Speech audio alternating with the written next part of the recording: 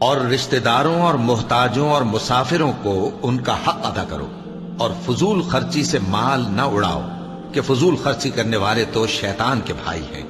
اور شیطان اپنے پروردگار کی نعمتوں کا کفران کرنے والا یعنی ناشکرا ہے۔